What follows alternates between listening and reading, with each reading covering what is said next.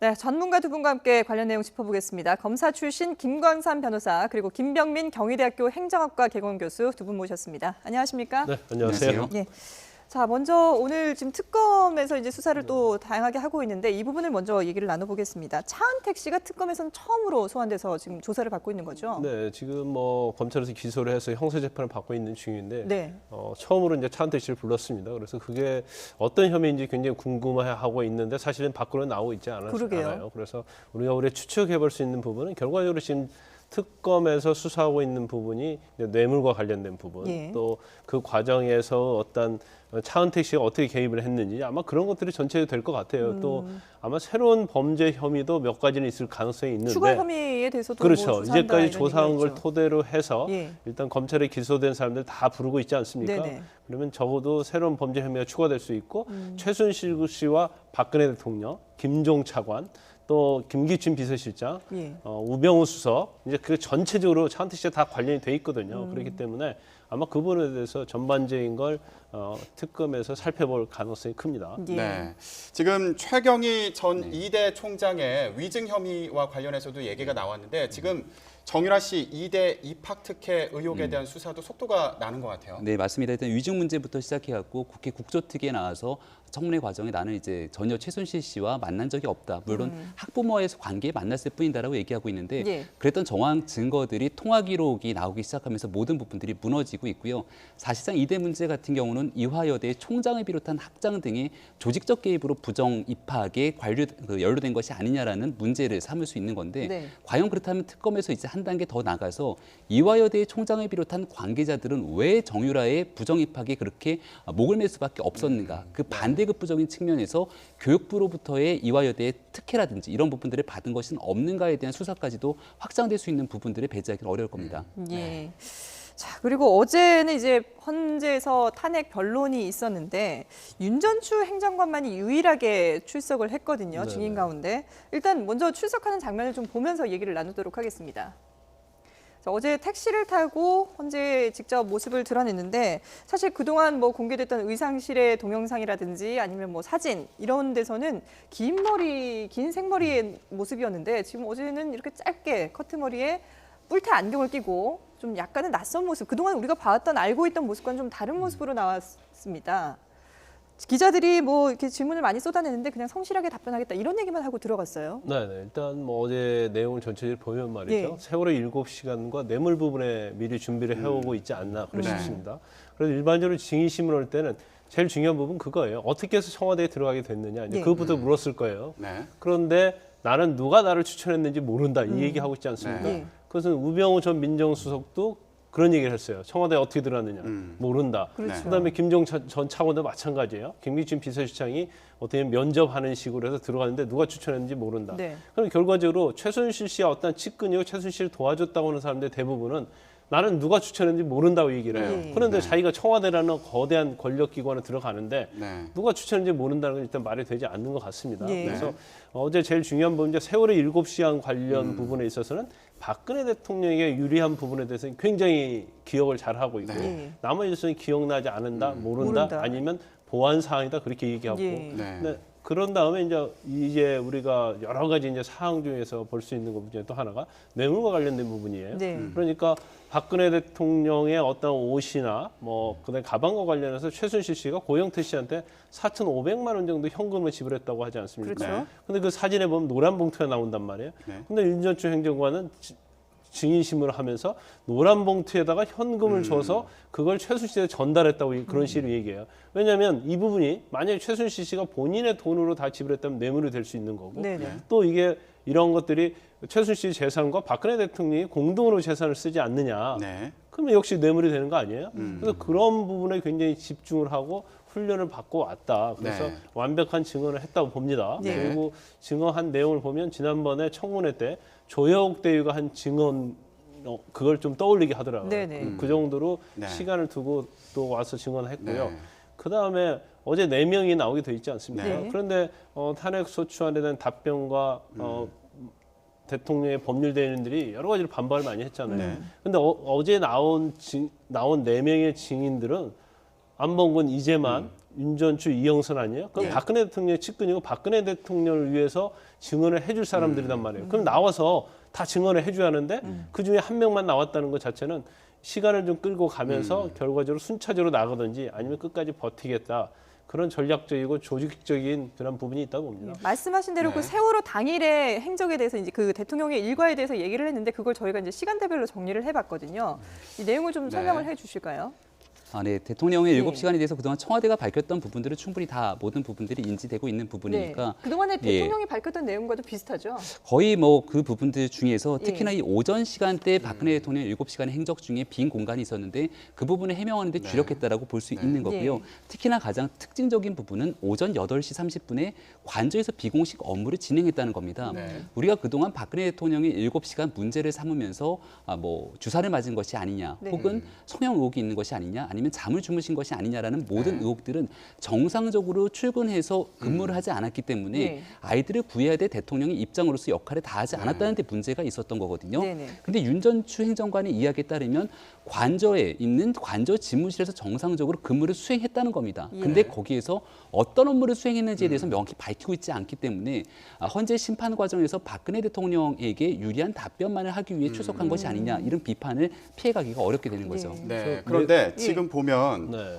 말씀하신 것처럼 9시, 10시 뭐 정오에 대통령을 봤다. 이런 식으로 시간 순서에 따라서 얘기를 했어요. 그리고 또 외부인의 출입은 없었다. 이런 네. 얘기를 또 했거든요. 네. 그런데 궁금한 게 이런 식으로 시간 순서대로 봤다고 얘기를 하면서 그렇다면 청와대는 왜 그 7시간 행적에 대해서 제출하지 않는지 이 부분도 궁금하거든요. 현재 아직 제출 안 그렇죠. 했죠. 원래 예. 이제 박근혜 대통령 법률 대리인들이 1월 5일까지 제출하겠다고 했잖아요. 예. 그런데 또 제출하지 않았어요. 또 네. 1월 10일까지 제출하겠다고 네. 이제 이렇게 얘기하고 있는 것 같은 것은 보이는데 네. 지금 내부적으로 뭐가 정리가 좀 안 되지 않았나 싶어요. 그리고 윤전추가 밝힌 그 대통령 7시간 중에 보면요. 예.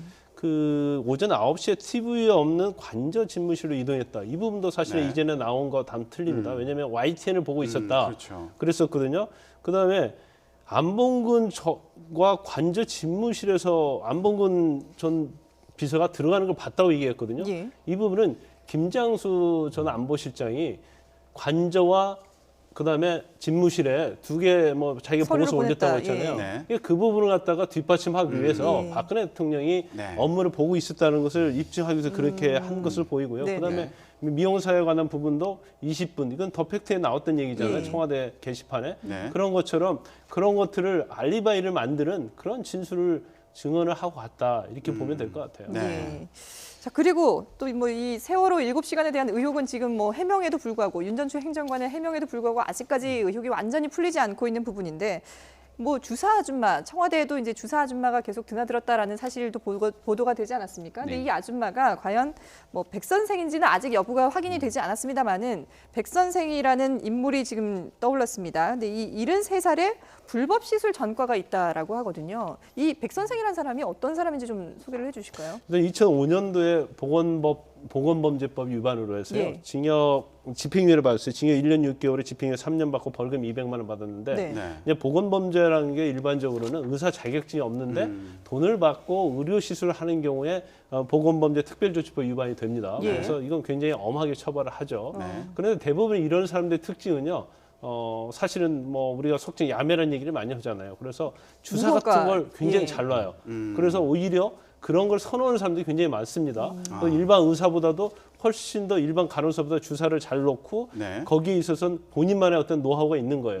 그래서 이런 한 번 이런 사람과 거래를 하는 사람들은 계속적으로 거래를 하게 되죠. 예. 네. 그런데 지금 이전에 그 알려졌던 바와 같이 뭐 60대 여성이고 간호사나 간호사 조무사 출신이라고 했는데 네. 그렇지 않는 것으로 보여요. 나이도 73살에 먹었고 그래서 이게 지속적으로 최순실 씨 또는 최순득 씨를 또 장시호 씨에 대해서 계속적으로 어떤 뭐 그 태반 주사랄지 그런 것들을 계속 투여해왔지 않느냐. 예. 네. 그래서 그 부분에 대해서 특검에서 이제 조사를 네. 하고 있다는 거죠. 지금 특검에서 조만간 소환하겠다, 강제 수사하겠다 이렇게 얘기를 했거든요. 그럼 법적으로 강제 수사를 하려면 뭔가 정황이 더 구체적으로 있어야 되는 거 아닌가 이런 생각이 드는데 어떻게 보십니까? 그런데 일단은 뭐 증거가 없다 하더라도요. 네. 이 부분은 반드시 수사를 해야 할 것으로 보입니다. 예. 왜냐하면 과연 청와대를 드나들었냐 드나들지 않았냐 그 부분이 제일 중요한 부분 아니겠어요? 그렇기 때문에 또 최순실 씨하고 관계. 네. 그런데 이제까지 최순실 게이트와 관련해서 보면 최순실 씨가 자기가 단 걸로 하는 것은 전부 다 박근혜 대통령한테 소개해 줬어요.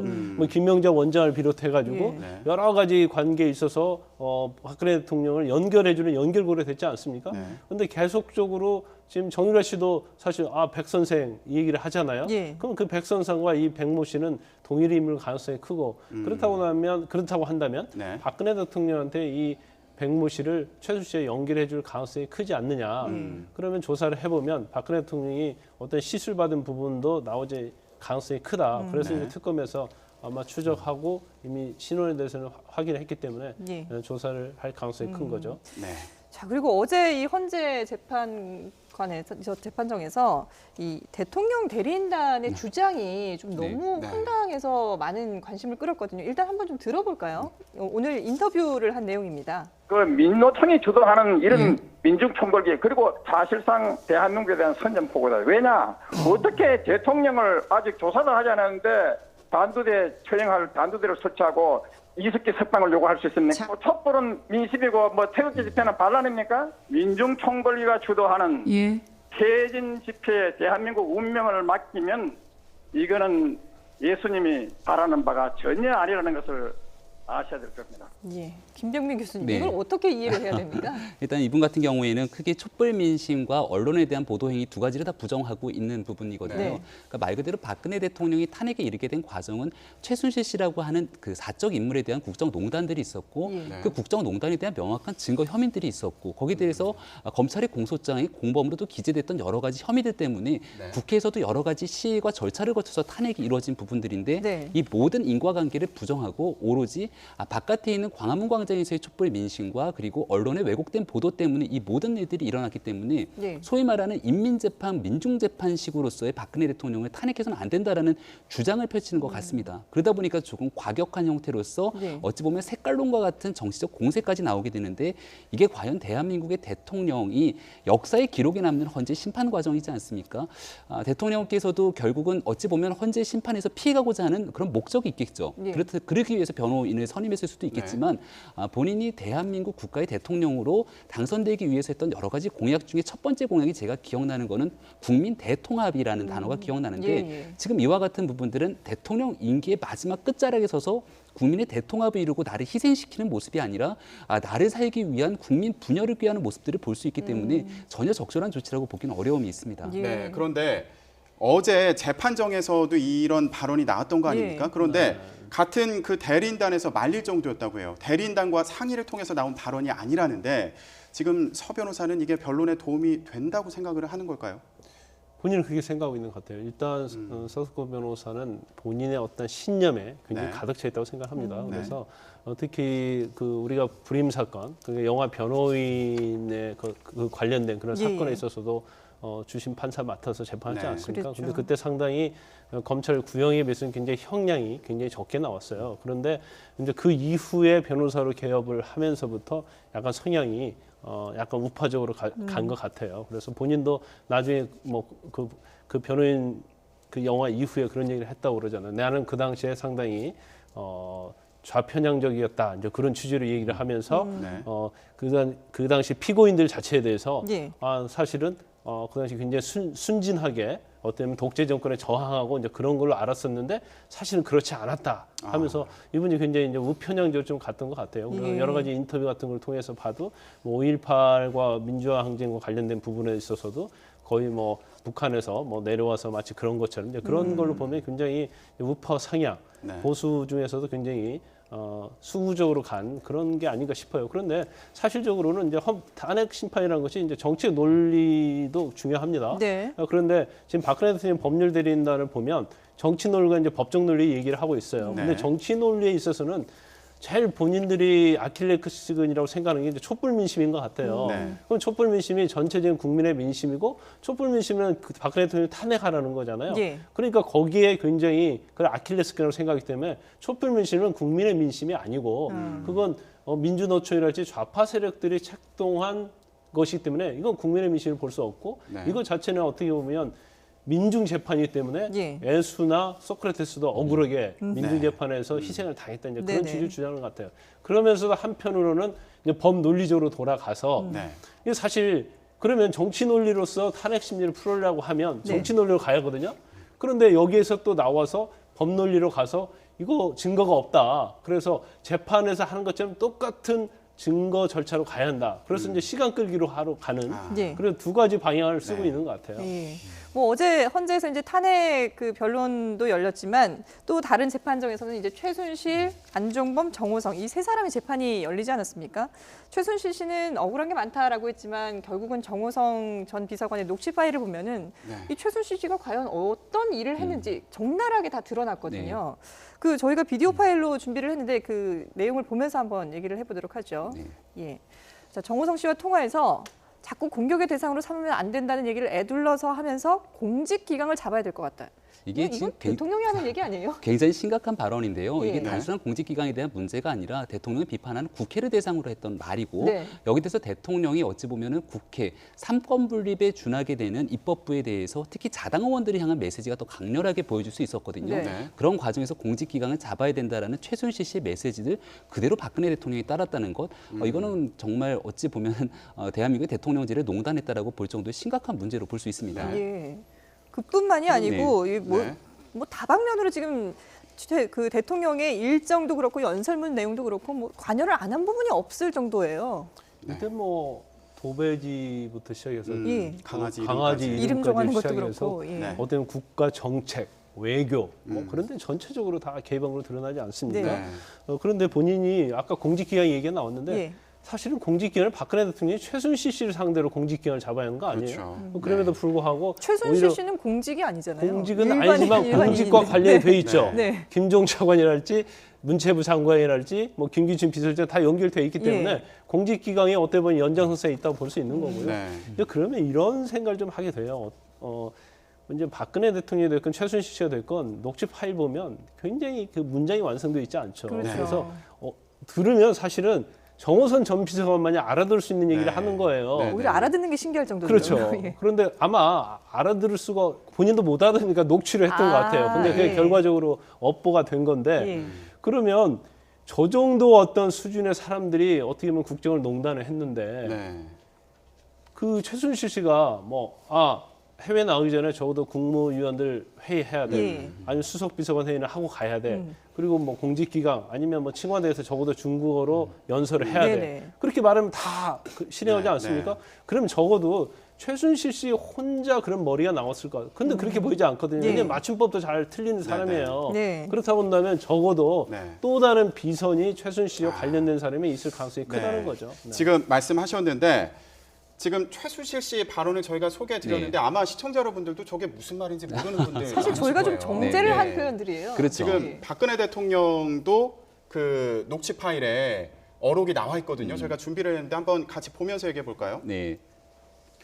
지금 보면 뭐 쉽게 얘기해서 이, 그, 저, 네. 뭐 이런 저런 그런 이런 얘기가 참 많이 나옵니다. 무슨 말인지 모르겠는데 어떻게 보셨습니까? 그러니까 대명사로 대칭되는 용어들을 쓰기 때문에 평상시 둘이 굉장히 오랜 기간 동안 대화를 나눠왔으면은 정확한 명사를 쓰지 않더라도 이, 그, 저 이렇게 얘기도 서로 간에는 다 알아들을 수 있는 얘기일 텐데 예. 정상적인 사람들이 통칭적으로 저 언어에 대한 대화 내용을 보게 되면 전혀 이해할 수가 없죠. 네. 저는 이와 같은 부분들이 박근혜 대통령이 대면 보고가 불가능했던 이유들을 분명히 설명하고 있지 않는가라는 생각이 네. 드는 거거든요.